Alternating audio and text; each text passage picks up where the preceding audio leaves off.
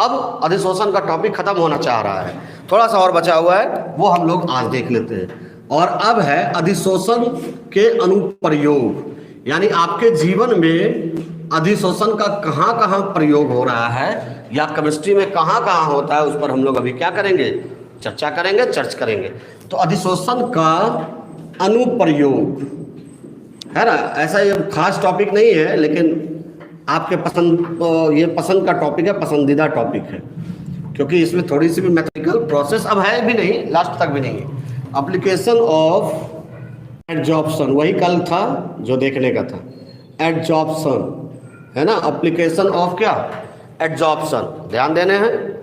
तो ये जो है अधिशोषण का अनुप्रयोग क्या है, पहले अधिशोषण पहले कहते किसको, ये तो याद होगा कि जब अधिशोष्य, ये देखो यहाँ कोई भी घटना यदि पृष्ठ पर होती है तो आप उसको क्या कहते हो, अधिशोषण कहते हो। पृष्ठ के अंदर होती है तो उसको आप क्या कहते हो, अवशोषण कहते हो। नहीं, जो घटना पृष्ठ पर होती है उसको अधिशोषण कहते हो, और जो पृष्ठ के अंदर होती है उसे क्या कहते हो, अवशोषण कहते हो। ये आपने पढ़ा, पहले से बहुत बार पढ़ चुके हैं हम लोग। और जो पदार्थ आके चिपकता है ना, जैसे मान लो साबुन लगाए आप, तो साबुन लगाए तो कहाँ लगाए, त्वचा पर लगाए, तो त्वचा जो हो गया वो अधिशोषक कहलाया, और जो साबुन जो लगाया वो अधिशोष्य कहलाया।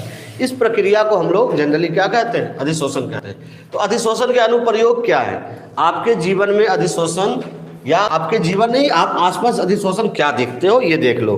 तो सबसे पहला हम लोग देखते हैं उच्च निर्वात उत्पन्न करने में, उच्च निर्वात उत्पन्न करने में, आप चाहो तो इसकी व्याख्या भी कर सकते हो, उत्पन्न करने में, है ना, उच्च निर्वात उत्पन्न करने में। निर्वात मतलब क्या होता है कि जहां बिल्कुल भी हवा नहीं हो, उसको कहते हैं हम लोग, है ना। तो उच्च निर्वात उत्पन्न करने में क्या ये अधिशोषण यहाँ पर उपयोगी होता है। कैसे होता है ये देखो। तो आप लोग पढ़े होंगे इलेक्ट्रॉन की खोज 11 में। तो इलेक्ट्रॉन की खोज जब हम लोग करते हैं तो उसके लिए कौन सी नली लेते हैं, याद है किसी को, विसर्जन नली लेते हैं। विसर्जन नली की लंबाई होती थी 60 सेंटीमीटर, किसी को याद नहीं, चलो कितना याद रखोगे, उतना पढ़ने लगे तब तो फिर आईआईटी और मेडिकल कंप्लीट नहीं कर लोगे, कितना जरूरी है पढ़ना। तो इसमें हम लोग एक निर्वात पंप लगाते हैं जिसके द्वारा जितना हवा रहता है उसके अंदर हम लोग क्या करते हैं, खींच लेते हैं। मान लो कि निर्वात पंप लगा हुआ है और पूरा हवा हम लोगों ने क्या किया, खींच लिया। खींचने के बावजूद कुछ हवा इसके अंदर रह जाता है, क्या है, कुछ हवा उसके हल्का फुल्का, एकदम हल्का, उस पूरे एकदम उच्च निर्वात उत्पन्न, यहाँ तो निर्वात उत्पन्न हो गया लेकिन उच्च निर्वात उत्पन्न नहीं हुआ। अब उसमें क्या करेंगे हम लोग जानते हो, चारकोल डाल देंगे। चारकोल जानते ही हो ना, लकड़ी का कोयला, है ना, जो कि ऑक्सीजन की अनुपस्थिति में बनाया जाता है। याद रखिए, मैंने पहले भी बताया था, यदि आपको नहीं जानकारी है तो पृष्ठ रसायन के पहले लेक्चर में जाए, वहां पर पता चल जाएगा। तो ये जो है उच्च निर्वात उत्पन्न करने, तो यहाँ क्या होता है कि निर्वात के द्वारा हवा चूसक यंत्र भी बोलते हैं इसको, जो हवा को क्या करता है, खींच लेता है। खींचने के बाद क्या होता है, कुछ हवा वहां पर रह जाती है, क्योंकि ये पंप हटाया गया तो कुछ ना कुछ हवा उसके अंदर चली गई। अब उसमें क्या, चारकोल डाल दिया गया, चारकोल लकड़ी का कोयला, और जैसे ही चारकोल उसमें डाले, वो जो पूरा जो गैस है उसको वो क्या किया, अधिशोषित कर लिया। और वो जो हम देखते हैं ये जो विसर्जन नली है वहाँ उच्च निर्वात उत्पन्न हो जाता है एकदम। अब उसमें एकदम थोड़ा सा भी, लेस मात्रा का भी हवा उसमें नहीं है। तो यही कह रहा है उच्च निर्वात उत्पन्न करने में। अभी इसको नहीं समझे तो समझ लो कि हवा को बाहर निकालने में ये बहुत ही क्या होता है, काम आता है।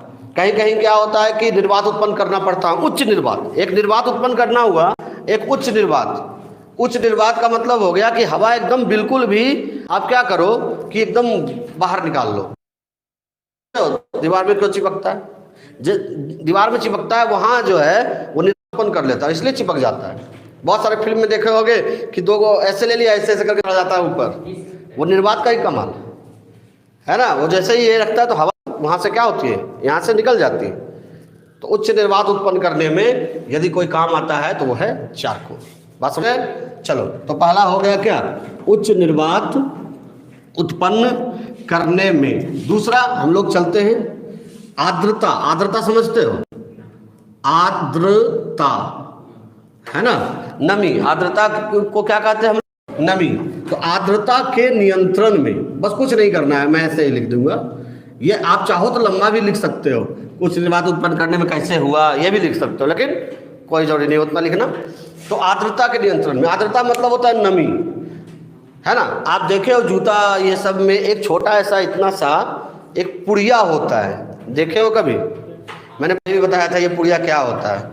वो पुड़िया क्या होता है? सिलिका जेल होता है ना, सिलिका जेल होता है वो पुड़िया, कि नहीं। अब वो आर्द्रता के नियंत्रण में कैसे काम आता है? सिलिका जेल क्या करता है कि जितना भी नमी है वो उसको क्या करता है? अधिशोषित कर लेता है। नमी मतलब आर्द्रता को क्या करता है? अधिशोषित कर लेता है। कौन? Silica gel. ऐसे एल्युमिनियम जेल भी एक होता है, वो भी यही काम करता है आर्द्रता के नियंत्रण में। अच्छा, यदि वो ये नमी को नहीं खींचेगा तो क्या होगा? जूता में, जूता वाला जो डिब्बा होगा उसमें नमी आ जाएगा, हो सकता है उसमें कीड़े लग जाए, नहीं। तो उसके लिए क्या होगा कि वही सिलिका जेल डाल दिया जाता है, इतना बड़ा पुड़िया डाल दिया जाता है, जिससे कि वो क्या होता है? बचा रह जाता है, सही रहता है ना। तो सिलिका जेल क्या करता है? आर्द्रता को यानी नमी को अपनी ओर क्या करता है? अधिशोषित कर लेता है। यही कह रहे हैं हम लोग कि आर्द्रता के नियंत्रण में। ऐसा भी देखते हो ना, जहाँ खूब पानी हो जाता है, गाँव में तो जनरली देखते हो कि जहाँ खूब पानी होता है चारों ओर, है ना, थोड़ा थोड़ा पानी जमा हो जाता है, तो गांव की औरतें जो होती है पानी, राख या बालू वहीं पर फेंक देती है। तो उससे क्या होता है? वो क्या करता है? पानी या राख जो है, चूंकि एकदम फाइन पार्टिकल है, एकदम पिसा हुआ है, वो क्या करता है? पानी को अधिशोषित कर लेता है, नमी को अधिशोषित कर लेता है। बहुत अच्छा है ना। तो दूसरा क्या हो गया? दिखाई दे रहा है कि नहीं दे रहा? नहीं है लोग को, चलो कोई बात नहीं। आर्द्रता के क्या नियंत्रण में। अब आगे तीसरा है गैस मास्क में। गैस मास्क में, अब गैस मास्क में कैसे? तो याद रखें, जो कोयले के खान में काम करते हैं, कोयले के खादान में क्या होता है? विषैली गैस निकलती है ना, तो विषैली गैस। लेकिन वहाँ जो लोग काम करते हैं वो सब गैस मास्क लगा के काम करते हैं। मास्क में क्या होता है कि गैस मास्क में बीच में हल्का सा डब्बा टाइप का रहता है, देखे होगे, यदि देखे होगे तो उसमें ये क्या बोलते हैं? एक्टिव चारकोल यानी सक्रिय चारकोल, जिसमें छिद्र की संख्या क्या होती है? ज़्यादा होती है, उसको सक्रिय चारकोल कहते हैं। उसमें डाला रहता है। चारकोल क्या करता है? विषैली गैस को अधिशोषित कर लेता है, विषैली गैस को, और जो प्राणवायु है ऑक्सीजन नाइट्रोजन के साथ वो हम हवा अंदर चला जाता है। लेकिन जो विषैली गैस है उसको वो क्या करता है? अधिशोषित करता है। इससे जो कोयले खादान में काम करते हैं उसके प्राण की क्या होती है? रक्षा हो जाती है। तो वहाँ पर भी ये गैस मास्क में भी अधिशोषण का कार्य हो रहा है कि वहाँ पर जो हम लोग चारकोल डालते हैं, एक्टिव चारकोल, सक्रिय चारकोल, वो क्या करता है? विषैली गैस को अधिशोषित कर लेता है। बात समझ में आई? तो ये है गैस मास्क में। अब अगला हम लोग देखेंगे, है ना। ऐसे तो बहुत सारे विलयन से रंगीन पदार्थों को हटाने में, आगे देखो ध्यान से, विलयन से रंगीन पदार्थों को हटाने में, से रंगीन पदार्थों को हटाने में, पदार्थों को हटाने में। अब ये कैसे होता है? विलयन से रंगीन पदार्थ कैसे हटाते हैं? तो फिर चारकोल का एग्जाम्पल आएगा। तो विलयन को कौन सा विलयन? शर्करा का विलयन, चीनी का विलयन, है ना। इसके साथ साथ और भी पदार्थों का विलयन आप देख सकते हो, जैसे जूस, वनस्पति तेल, ये सब रंगीन होता है। तो रंगीन ये क्या होता है? अशुद्धि होता है रंगीन। जो रंगीन देखते हो चीनी का विलयन में, तो रंगीन देखते हो तो वो अशुद्धि होता है। अशुद्धि को क्या करता है? उसमें चारकोल डाल दिया जाता है। ऐसे उसमें जंतु चारकोल होता है। जंतु चारकोल समझते हो? हड्डी से बनता है वो चारकोल, हड्डी से बनता है चारकोल, है ना। कुछ कुछ किताब में जंतु चारकोल दिया होगा, कुछ में नहीं दिया होगा। तो उसमें चारकोल डाल दिया जाता है। वो क्या करता है कि मैंने पहले ये सब बता रखा, पहले क्लास में ही सब बताया था, लेकिन आपको तो याद ही नहीं है, कितना पढ़ोगे। तो जंतु चारकोल या चारकोल क्या करता है कि वो जो रंग है, जो अशुद्धि के रूप में रंग है, रंगीन, वो सबको क्या करता है? अधिशोषित कर लेता है। और आपका जो क्या कहते हैं, तेल है या फिर जूस है या फिर तीसरा मैंने शर्करा विलयन बोला, चीनी का विलयन बोला, ये सब साफ हो जाता है। इसी को रिफाइन कहते हैं ना। ऐसे रिफाइन फिर होता है, लेकिन ये चारकोल क्या करता है? वो सब जो रंग है, रंग के रूप में जो अशुद्धियां, उसको अधिशोषित करता है। घर में भी कर सकते हो ऐसा काम। तुम क्या करो, रंगीन पानी बना लो, विलयन वही कर रहा है, विलयन से रंगीन पदार्थों को हटा रहे। रंगीन पानी बना लो, यदि आप संभव है तो उसमें थोड़ा सा क्या कर दो, चारकोल डाल दो, है ना। चारकोल जैसे ही डालोगे तुम देखोगे रंगीन पदार्थ जो है, रंग जितना भी है सब क्या हो गया, गायब हो गया। आपका जो पानी है वो सफ़ेद हो गया। ऐसा करके मैंने देखा भी है करके प्रयोगशाला, है ना। आप लोग लेकिन नहीं हैं, कोई बात नहीं है। तो आप ऐसा घर में कर सकते हो, लेकिन चारकोल रहेगा तब। तो बिलियन से रंगीन पदार्थों को क्या करने में, हटाने में आप अनुप्रयोग देखें, अधिशोषण का ही अनुप्रयोग देखें। उसके बाद यहाँ देखिए से अक्रिय गैसों के पृथक्करण में, अक्रिय गैस समझते हो, अक्रिय गैस समझते हो नहीं, बहुत अच्छा तब तुम लोग। हाँ, अक्रिय गैसों के पृथक्करण में, पृथक्करण में अक्रिय गैस कौन कौन से होते हैं? तो हे नानी आराम कर, जिंदा रहेगी, है ना। हे नानी, वो सब नहीं, वो तुम लोग हम बहुत ये सब, ये क्या है आपको अक्रिय गैस पता नहीं है, क्या पढ़ोगे आप लोग भाई। Helium, neon, argon, krypton, xenon, ये सब जो है, रेडॉन, एक और रेडॉन भी है। तो ये सब जो है, ये सब अक्रिय गैस में रखे जाते हैं। तो ये अक्रिय गैस के पृथक्करण कैसे करता है? तो जहाँ गैस का मिश्रण होता है, मान लो हमको अक्रिय गैस को बाहर निकालना है, उसमें एक चारकोल डालते हैं, जिसको कहते हैं नारियल चारकोल, नारियल से बना हुआ, है ना। तो नारियल चारकोल का उपयोग करते हैं। नारियल चारकोल क्या करता है कि जो अक्रिय गैस रहता है, केवल अक्रिय गैस को अपने उस पृष्ठ पर अधिशोषित कर लेता है। कौन रहता है याद रखिएगा, यहाँ मैंने क्या बताया, नारियल चारकोल। कौन रहा है? नारियल, नारियल समझते हो ना, कि वो भी नहीं समझते हो? कोकोनट, हाँ बहुत अच्छे। बोले डॉग समझते हो ना? हाँ, कुत्ता, कुत्ता समझते हो ना, डॉग। अरे भाई कुत्ता समझने का मतलब जिसके 4 पैर होते हैं, जो भौं भौं करता है ना, जो काफ़ी वफादार होता है, उसका क्वालिटी बताओगे ना। तो चलो, अक्रिय गैसों के क्या पृथक्करण में कैसे होता है, फिर से मैं बता देता हूँ। अक्रिय गैस का पृथक्करण क्या होता है, इसके लिए नारियल चारकोल का उपयोग किया जाता है। नारियल चारकोल क्या करता है कि जितनी जो गैस होता है, अक्रिय गैस, उसको अपने पृष्ठ पर अधिशोषित कर लेता है। इसके अलावे और भी हम लोग देखते हैं अभी, है ना, उच्च निर्वात उत्पन्न करने में होगा। हाँ, एक बहुत ही इंपॉर्टेंट है, व्याधियों के उपचार में, व्याधियों के उपचार में, व्याधि समझते हो, रोग। तो अच्छा, ये एक बात जो सोचते हो, व्याधि जो भी रोग होता है, पेट दर्द हुआ, ये हुआ, ये जो भी हुआ, दवाई खाते हो तो वो क्या काम करता है? वो जाके उसमें अवशोषित हो जाता है? नहीं, वो पृष्ठ पर क्या करता है, जर्म्स या जो भी कीटाणु है उसको अपने ये पृष्ठ पर क्या करता है, खींच लेता है, और सुबह सुबह बाहर निकल जाता है, या पसीना के द्वारा वो क्या होता है, बाहर निकल जाता है। तो दवाई का भी काम अधिशोषण का ही है। वो भी क्या करता है, पदार्थ को अपने पृष्ठ पर चिपकाता है, चिपकाता है, यानी अधिशोषण की क्रिया हो गई, है ना। तो व्याधि मतलब होता है रोग। जो बच्चे नहीं जानते हैं वो जान लें, व्याधि मतलब क्या होता है, रोग। तो रोग के उपचार में भी अधिशोषण का ही काम आता है। ऐसे भी घाव यहाँ पर छिला गया हाथ, तो क्या करते हो, अंदर लगाते हो, क्या करते हो, उसको ऊपर से क्या कर देते हो, मलहम को लगा देते हो, नहीं। चलिए, तो अब है अधिशोषण के अनुप्रयोग। 6 बहुत है, फिर से मैं एक बार बोल देता हूँ। अधिशोषण का क्या अनुप्रयोग है? पहला, उच्च निर्वात उत्पन्न करने में। दूसरा, आर्द्रता के नियंत्रण में। तीसरा, गैस मास्क में। चौथा, विलयन से रंगीन पदार्थों को हटाने में। और पांचवा है अक्रिय गैसों के पृथक्करण में। और छठा, व्याधियों मतलब रोग, ये सब के उपचार में आपका काम आता है। बात समझ गए? कोई दिक्कत यहाँ तक? कोई आप लोग को दिक्कत है? यहाँ तो कमेंट ही नहीं आता है।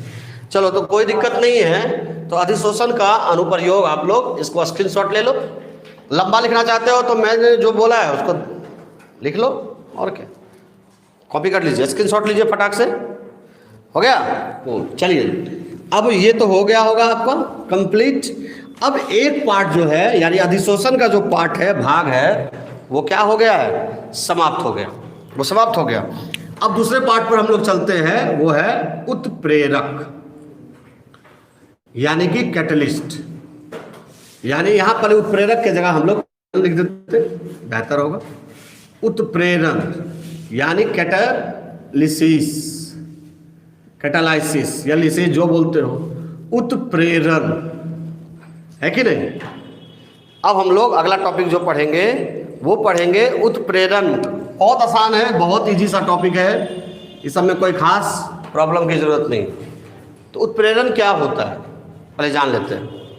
है कि नहीं। तो पहले उत्प्रेरक शब्द कौन आया था, क्या है, तो उत्प्रेरक का खोज करने वाले, उत्प्रेरक का खोज करने वाले जो वैज्ञानिक हैं उनका नाम था वर्जीलियस। ये स्वीडन के वैज्ञानिक थे, स्वीडन नाम सुने होंगे देश का। इन्होंने 1835 में इसकी खोज करी थी, यानी उत्प्रेरक की खोज करी थी। कौन, वर्जीलियस ने। वर्जीलियस, इसके अलावा सिलिकॉन का भी खोज करने वाले जो हैं वो वर्जीलियस ही है। सेलेनियम का भी खोज करने वाले वर्जीलियस ही है। सोचो कितने महान वैज्ञानिक थे ये। तो वर्जीलियस ने क्या देखा कि कुछ अभिक्रियाएं, जो विशेष अभिक्रियाएं हैं, इसमें यदि कुछ पदार्थ को डाल दिया जाए तो वो अभिक्रिया जो है वो तेज हो जाता है ना। जैसे कि क्या है कि आपका खाना धीरे धीरे बन रहा है ताप देने के बावजूद भी, तो उसमें यदि नमक डाल देते हो आप तो वो खाना जो है जल्दी गल जाता है। नमक नहीं देते हो तो गलने में थोड़ा क्या लगता है, देर लगता है। क्या ऐसा देखे हो? कभी नहीं। तो ऐसा क्या देखे हो कि आप ये देखे होंगे घर में भी हल्दी डालते हो तो वो खाना का जो बनने का दर है वो तेज हो जाता है। नमक डालते हो तो वो खाना बनने का दर क्या होता है, तेज हो जाता है। उस खाना बनने के दर को जो तेज करता है उसको हम लोग क्या कहते हैं, उत्प्रेरक। उत्प्रेरण तो वो घटना हो गया, मैं बताऊंगा अभी। तो उत्प्रेरक, और ये जो खोज करने वाले जो वैज्ञानिक थे उनका नाम था क्या, वर्जीलियस। कहाँ के वैज्ञानिक थे? स्वीडन के वैज्ञानिक थे। इन्होंने कब किया था? इसके साथ उन्होंने कुछ तत्वों का भी खोज किया, जैसे कि सिलिकॉन का खोज किया है ना, सेलेनियम का खोज किया, और भी 2 तत्व है। तो इसके अलावे वर्जीलियस को एक महान वैज्ञानिक हम लोग मान सकते हैं। ये इनको एक तरह से बोल दो तो आधुनिक भौतिकी का, रसायन का नहीं। चलिए, तो उत्प्रेरक क्या है ये हम लोग जानेंगे अभी। तो इजी है, आप लोग भी, मैंने कई किया है। उत्प्रेरक किसे कहते हैं? तो वैसा पदार्थ जो रासायनिक अभिक्रिया के वेग को बढ़ा या घटा देता है किंतु अभिक्रिया में शामिल नहीं होता है, उसे उत्प्रेरक कहते हैं। एवं इस घटना को उत्प्रेरण कहते हैं। सिंपल सा तो जवाब सवाल है, या घटा देता है किंतु अभिक्रिया में शामिल नहीं होता है, उससे उत्प्रेरक है। एवं इस घटना को उत्प्रेरण कहते हैं। बात समझ में आई? क्या कहा मैंने कि वैसा पदार्थ जो रासायनिक अभिक्रिया के वेग को बढ़ा देता है या घटा देता है किंतु अभिक्रिया में शामिल नहीं होता है, उसे उत्प्रेरक कहते हैं। यानी इसका काम क्या है? इसका काम है शामिल नहीं होना अभिक्रिया में। शादी में शामिल होना इसका काम नहीं है, आके भोज खाना इसका काम नहीं है। इसका काम है वर पक्ष और वधू पक्ष को मिलाना, इस दोनों के बातचीत का जो ये है ये तेज कर देना कि भैया जो शादी 2 साल के बाद होती वो 5 महीना में ही शादी होगी, वो ऐसा वाला है ना। अभी मैं एग्जाम्पल फिर से और आगे लूंगा, वो एग्जाम्पल मैं केमिस्ट्री वाला भी लूंगा। उत्प्रेरक किसे कहते हैं? वैसा पदार्थ जो रासायनिक अभिक्रिया के क्या वेग को बढ़ाता या घटाता है किंतु अभिक्रिया में शामिल नहीं होता है, उसे उत्प्रेरक कहते हैं।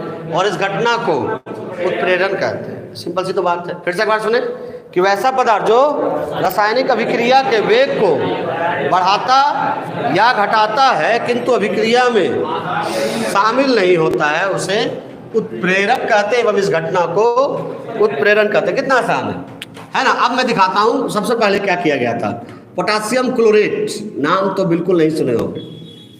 ताप दे दिए, ताप, टेम्परेचर, देखो अब जरा ध्यान से क्या करता है उत्प्रेरक। तो इसको जब तोड़ोगे तो बनेगा ये KCl + O2 है ना। 3 और बैलेंस कर लेते हैं, यहाँ 2 कर देते हैं, ये भी 2 हो गया। पोटासियम क्लोरेट नाम है इसका, मैं लिख दूँ भी 2, पोटेशियम क्लोरेट। पोटेशियम क्या क्लोरेट नाम है इन साहब का, और इसका है ऑक्सीजन, आप जानते ही हो। और इसका नाम है पोटेशियम क्लोराइड। अभी आप जानो कि ये ऑक्सीजन बनाने की प्रयोगशाला विधि है ना। ये ऑक्सीजन बनाने की प्रयोगशाला विधि है, यानी प्रयोगशाला में ऑक्सीजन इसी तरीके से बनता है। लेकिन ये जानते हो ताप देने से, यदि हम पोटेशियम क्लोराइड को तोड़े ताप के माध्यम से, उच्च ताप दे दिए, तो ये KCl और ऑक्सीजन बनेगा। इसको बनने में बहुत समय लगता है, 5 घंटा का समय, 4 घंटा एटलीस्ट का समय लगता है, 4 घंटा का समय लगता है मान लो। तो ये अभी कब 4 घंटा तक खड़े रहेंगे, वो ऑक्सीजन बनेगा, खड़े रहेंगे। अब क्या किया जाता है, इसमें एक ऐसा पदार्थ डालें चूंकि ये तेजी से बनने लगे, स्पीड में बनने लगे, तेजी से बनने लगे।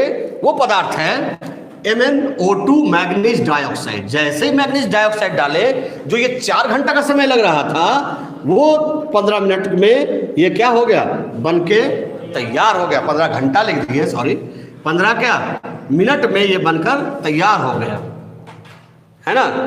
यानी ये क्या किया, MnO2 मैग्नीज डाइऑक्साइड क्या किया कि वो अभिक्रिया के वेग को तेज कर दिया। अभिक्रिया के वेग को क्या किया, बढ़ा दिया। जहां ये पोटेशियम क्लोराइड बनने में 4 घंटा का समय लग रहा था, यदि हम खाली ताप के माध्यम से चले तो अब ताप घटा भी दो, ताप कम भी कर दो, MnO2 डाल दो, उसमें मैग्नीज डाइऑक्साइड डाल दो, ये अभिक्रिया जो है सिर्फ 15 मिनट में हो जाएगा, तुरंत बन गया। तो ये है उत्प्रेरक का काम। उत्प्रेरक क्या करता है, अभिक्रिया के वेग को बढ़ाता है, कहीं घटाएगा भी, है ना, बढ़ाता या क्या घटाता है, लेकिन अभिक्रिया में शामिल नहीं होता है। उसे आप लोग क्या कहते हो, उसे उत्प्रेरक कहते हो। उसे क्या कहते हो, उत्प्रेरक कहते हो। और पूरे घटना को क्या कहते हैं हम लोग, उत्प्रेरण कहते हैं। अभी देखो पानी बनने में, आप ध्यान दो, क्या सोचते हो, पानी बनने में सैकड़ों साल लगता है, 100-200 साल, है ना। ये जो सोचते हो ना कि पानी फट तुरंत से बन जाता है, वैसा नहीं होता है, सैकड़ों साल लगता है। तो आप पानी देखते हो, एक बूंद पानी बनने में, मैंने बिलियन चैप्टर में ही पढ़ाया था, आपको बताया था कि एक बूंद पानी बनने में सैकड़ों साल लगता है, सोचो। लेकिन उस हाइड्रोजन और ऑक्सीजन मिलके जो जल बनाएगा उसको सैकड़ों साल लगेगा। लेकिन इसमें एक उत्प्रेरक डाल दे, प्लेटिनम, तो ये अभिक्रिया बहुत तेजी से हो जाएगी और तुरंत बन जाएगी आपका क्या, अच्छा पानी तुरंत। लेकिन प्लेटिनम बहुत क्या होता है, महंगा है, प्लेटिनम बहुत महंगा है, ये है ना। तो ये जो प्लेटिनम है, यदि हम इसमें डालें तो ये जल तुरंत बन जाएगा, फटाक से बन जाएगा, तुरंत फटफट। लेकिन ये जो प्रक्रिया होगी काफी महंगी होगी। इसीलिए तो आज पानी देखो कि पानी 20 रुपया में एक बोतल देता है, और जब ये पानी बिकना शुरू हो जाए तो समझ लीजिए दुनिया का अंत क्या है, नजदीक है पानी, ठीक है। तो हाइड्रोजन और ऑक्सीजन क्या है, प्लेटिनम की उपस्थिति में जल बनाएगा। ये क्या याद रखें, प्लेटिनम खुद शामिल नहीं होगा अभिक्रिया। मैं इसको एग्जांपल लेके बताऊंगा, जरा घरेलू एग्जांपल। N2 + 3H2, ये है आपका क्या, नाइट्रोजन और हाइड्रोजन। इसमें आप लोहा उत्प्रेरक डाल दो, ऐसे मोलिब्डेनम भी होता है, लेकिन उस पर चर्चा कल भी होगी। तो नाइट्रोजन और हाइड्रोजन डाल दो तो ये बन जाएगा आपका अमोनिया। क्या बन जाएगा, अमोनिया बन जाएगा। क्या बन जाएगा बाबू, अमोनिया बन जाएगा। कौन, नाइट्रोजन और हाइड्रोजन में। तो यदि आप लोहा नहीं दो इसमें, तो ये प्रक्रिया बहुत धीरे धीरे धीरे धीरे होगी, बनेगा तो, लेकिन बहुत धीरे धीरे, है ना। लेकिन जैसे ही आप इसमें लोहा डाल देते हो, ये जो बनने का दर है वो क्या होता है, तेज हो जाता है।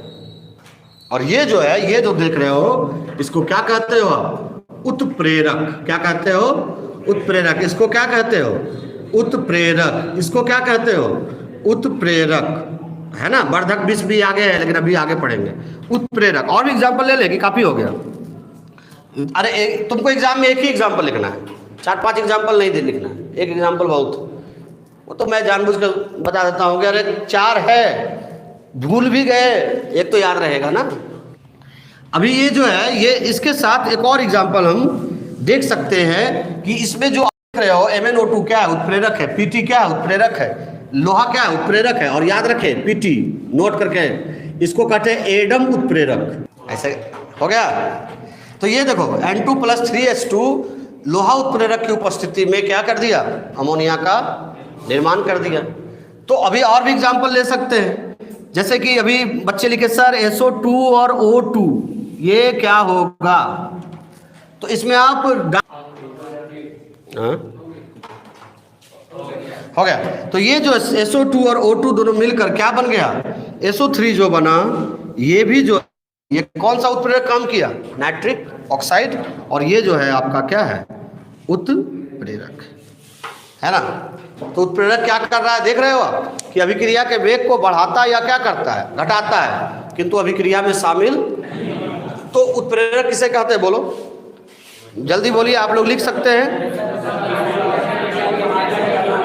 वैसा क्या पदार्थ जो रासायनिक अभिक्रिया के वेग को बढ़ाता या घटाता है किंतु अभिक्रिया में शामिल नहीं होता, उसे उत्प्रेरक कहते हैं। एवं इस घटना को, उत्प्रेरक की खोज कौन किया था, कब किया था, कहाँ का था, स्वीडन का। लिए आप लोग भी हो गया, कमेंट बॉक्स में आपको एक आध कोई लिख के दे दीजिए तो बहुत है, नहीं तो चलिए उत्प्रेरक लिखिएगा। उत्प्रेरक की खोज, उत्प्रेरक की खोज वर्जिलियस ने किया था। वर्जिलियस ने किया था।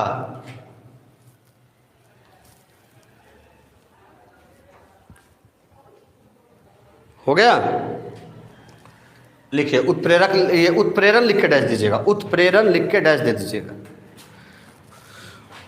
उत्प्रेरण लिखिएगा, वैसा पदार्थ है ना, वैसा पदार्थ जो रासायनिक अभिक्रिया को, अभिक्रिया के, वैसा पदार्थ जो रासायनिक अभिक्रिया के वेग को बढ़ाता या घटाता है,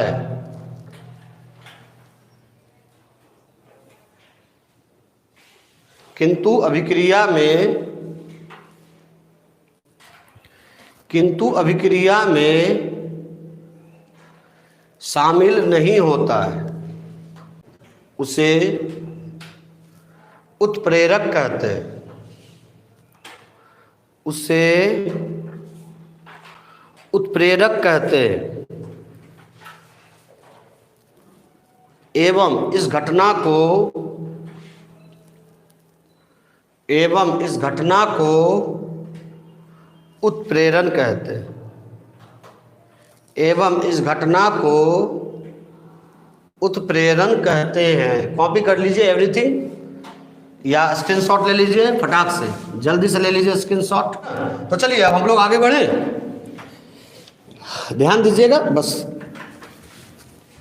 अब आगे हम लोग बढ़ते हैं। ये सब टॉपिक तुम लोग को बहुत अच्छा लगता है नहीं कि एकदम कुछ नहीं, मैथमेटिकल प्रोसेस एक भी नहीं है। उत्प्रेरक के अभिलक्षण, और हमको पढ़ाने में हालत खराब हो जाता है। बोलना क्या होता है, ज़्यादा पड़ता है। अभी ये है उत्प्रेरक के अभिलक्षण, कैरेक्टरिस्टिक, कैरेक्टरिस्टिक्स। ऐसे अब तो मैथमेटिकल में भी बोलना पड़ता है, पहले नहीं बोलना पड़ता था। अब मैथमेटिकल प्रोसेस में भी उतना ही ज़्यादा, अब तो और ज़्यादा बोलना पड़ता है ना। हो गया। तो अब ये हम देखते हैं कि उत्प्रेरक के अभिलक्षण क्या है, क्या क्या क्या गुण है उत्प्रेरक के। बस वही कि अभिक्रिया में शामिल नहीं होता है, ये अभिक्रिया के वेग को क्या करता है, बढ़ाता या घटाता है ना। रासायनिक अभिक्रिया में यदि समाप्त हो जाए तब भी उत्प्रेरक के द्रव्यमान पर कोई प्रभाव नहीं पड़ता है। एक अभिकर्मक जो है केवल एक ही अभिक्रिया कराता है, दूसरे अभिक्रिया के लिए दूसरे, एक उत्प्रेरक एक ही अभिक्रिया कराता है, दूसरे अभिक्रिया के लिए दूसरे उत्प्रेरक की क्या पड़ती है, आवश्यकता। एक ही उत्प्रेरक सब काम, यानी एक ही टीचर ना ये नहीं कर सकता है फिजिक्स, केमिस्ट्री, मैथ, बायोलॉजी सब पढ़ा ले। अलग अलग विषय के लिए अलग अलग टीचर की क्या पड़ती है, जरूरत पड़ती है ना। तो यहाँ पर भी यहाँ सेम केस है। तो उत्प्रेरक के अभिलक्षण नंबर 1, शायद लाल दिखाई नहीं दे रहा होगा, लिखने की कोई खास जरूरत नहीं। आज मैं कुछ क्वेश्चन दूंगा, आप बना के रखेंगे, एनसीईआरटी क्वेश्चन है। तो उत्प्रेरक के अभिलक्षण है, नंबर 1 है, नंबर 1 है, वो क्या है ये देखिए। उत्प्रेरक के अभिलक्षण, तो यह मैं लिखते जाऊंगा क्योंकि फिर परेशानी हो जाती है आपको। यह अभिक्रिया को प्रारंभ नहीं करता है, प्रारंभ समझे, शुरू नहीं करेगा अभिक्रिया को, सिर्फ अभिक्रिया के वेग को बढ़ाएगा और घटाएगा, है ना। अभिकर्मक को जैसे मान लो कि N2 है प्लस 3H2 है, ये दोनों अमोनिया बन गया मिलके, तो ये जो है ध्यान दीजिएगा जरा, यहाँ लोहा इस दोनों के अभिक्रिया में कुछ नहीं करेगा। ये दोनों पहले अभिक्रिया कर रहा होगा, फिर लोहा आएगा, इसके गति को क्या करेगा, तेज करेगा। जैसे ये दोनों अभी भी अभिक्रिया कर रहा है, ये अभी भी अभिक्रिया कर रहा है, लेकिन अभी जो अभिक्रिया है थोड़ा क्या है, धीरे। लोहा आएगा और इस अभिक्रिया को जहां 5 घंटा लगना था वहां 10 मिनट में करा के टाटा बाय बाय करके चला जाएगा। बस यही काम होगा उत्प्रेरक का। प्रारंभ नहीं करेगा अभिक्रिया को। जैसे खिचड़ी, ये तुम नमक डाल दोगे खिचड़ी में तो वो क्या हो जाएगा कि वो अभिक्रिया प्रारंभ होकर बन जाएगा, अपने आप बनेगा। यदि ताप नहीं दे रहे हैं तो, ताप यदि नहीं दे रहे हैं, खिचड़ी या दाल चावल को मिला दिए हैं तो ये मिलाने का काम नमक करता है। अभी वो दाल चावल यदि मिलाए हैं तो ताप देंगे तो वो खोल लेगा, फिर हम उसके बाद उसमें क्या डालते हैं, नमक डालते हैं। नमक डालते हैं तो अभिक्रिया क्या हो जाती है, तेज हो जाती है, जल्दी से गलना शुरू हो जाता है। तो यही कह रहा है कि ये जो है अभिक्रिया को क्या करता है, प्रारंभ नहीं करता है ना, नहीं करता है। केवल अभिक्रिया के वेग को, अभिक्रिया के वेग को क्या बढ़ाता या घटाता है, बढ़ाता या क्या करता है, घटाता है। नंबर 2 ध्यान दीजिएगा कि रासायनिक अभिक्रिया में उत्प्रेरक का,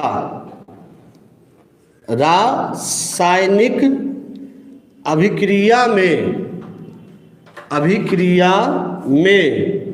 उत्प्रेरक के, ध्यान दीजिएगा मैं बताते भी जाऊंगा, उत्प्रेरक के सूक्ष्म मात्रा की जरूरत होती, सूक्ष्म मात्रा की आवश्यकता होती है। बात समझ में आई कि उत्प्रेरक, जो तुम क्या सोचोगे कि 2 किलो उत्प्रेरक डाल देंगे हो जाएगा, नहीं। 2 किलो नमक डाल दो खिचड़ी में, बन गया, नहीं, है ना। आपको क्या करना होता है कि 1 चम्मच नमक डालना है, थोड़ा सा।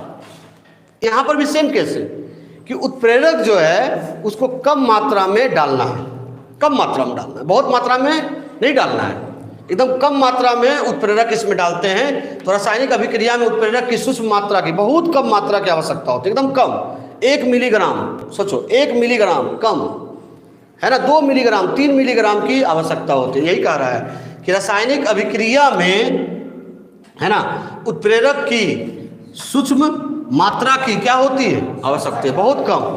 यानी 2 किलो डाल दिए, उससे नहीं होगा कुछ, बहुत कम मात्रा की क्या होती है, आवश्यकता होती है। नंबर 3, यह यानी उत्प्रेरक अभिक्रिया के उत्पाद पर कोई प्रभाव नहीं डालता है। उत्प्रेरक अभिक्रिया के उत्पाद पर कोई प्रभाव नहीं डालता है, कोई प्रभाव नहीं। इसका मतलब समझे, इसका मतलब ये हुआ कि अभिक्रिया में कौन सा उत्पाद बनेगा वो उत्प्रेरक पर डिपेंड नहीं करेगा, और कौन सा उत्पाद बनाना है इससे उत्प्रेरक को कोई मतलब नहीं है।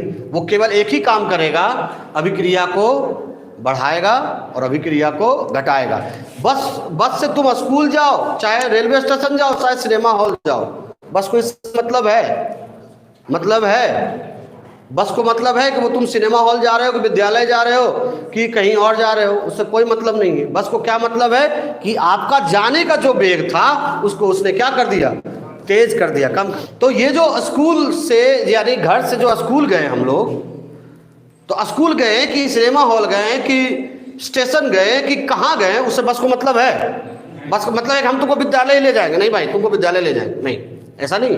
जहाँ माने जाओ, तो वही है, वो खाली क्या करेगा, अभिक्रिया के वेग को बढ़ाएगा और घटाएगा, उत्पाद पर कोई प्रभाव नहीं डालेगा। यही कह रहा है, उत्प्रेरक अभिक्रिया के उत्पाद पर कोई प्रभाव नहीं डालता है। नंबर 4 ध्यान दीजिएगा कि अभिक्रिया के पश्चात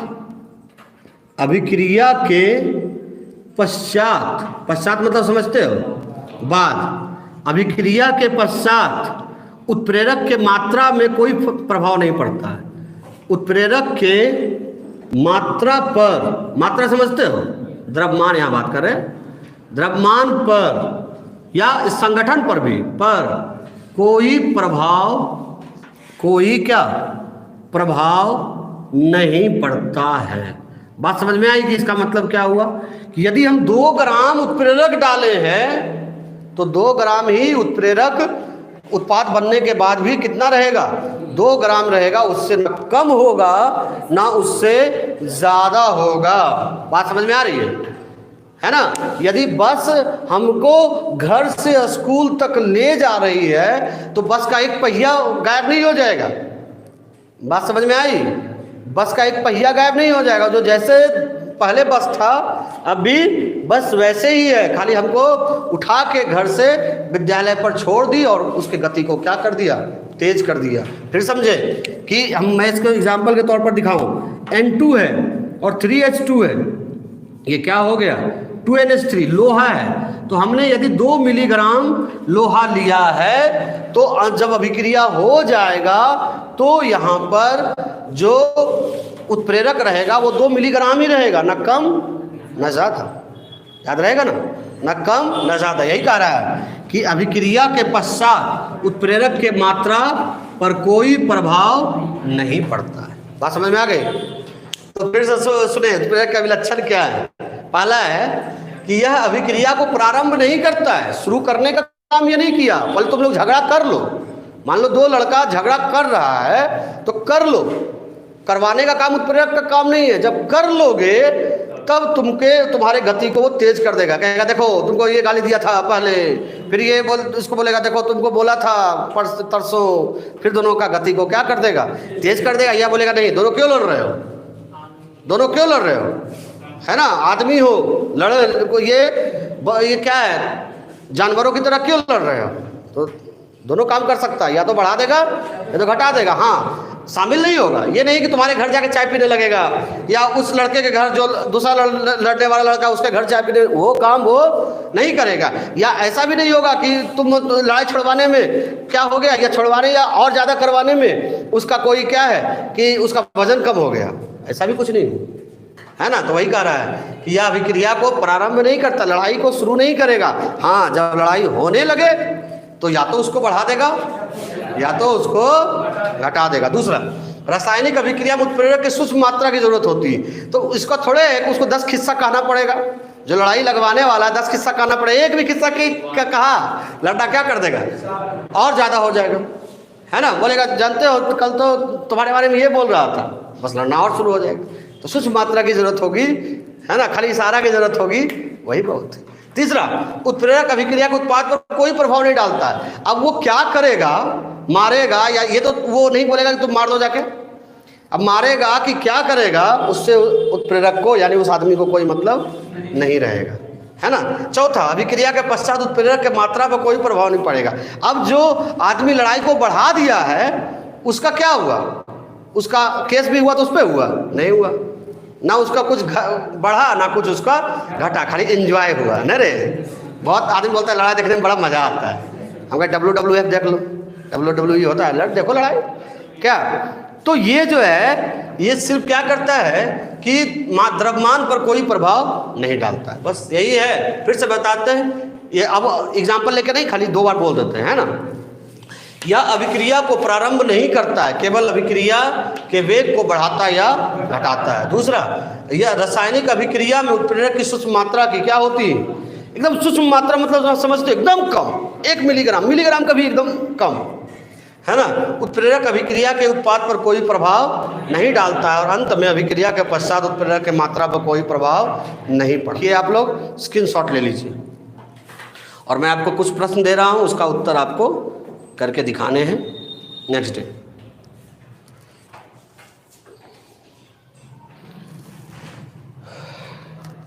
कल मैं जो पढ़ाऊंगा पहले बताता हूँ। वर्धक विष, उत्प्रेरण के प्रकार और उत्प्रेरक के प्रकार, ये सब वो एक दिन में तो नहीं हो पाएगा, लेकिन यदि पढ़ के आओगे तो और अच्छा है कि नहीं। उत्प्रेरक की क्रिया विधि में जब बताऊंगा तो बताऊंगा, देखो अभिकर्मक है A और B है, ये है कौन, उत्प्रेरक। ये दोनों को क्या किया, अपने बॉडी पर सटाया और कहा चलो भैया चलो, हनुमान जी बन गए।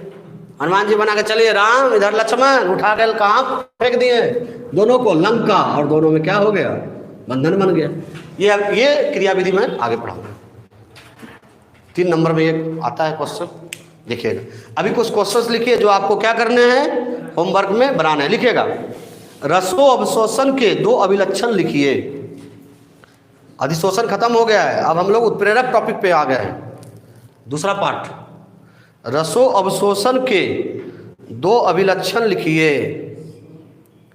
रसो अवशोषण के 2 अभिलक्षण लिखिए, हो जाएगा। रसो अवशोषण समझ रहे हो ना? कौन सा अधिशोषण? रसो अवशोषण कौन सा?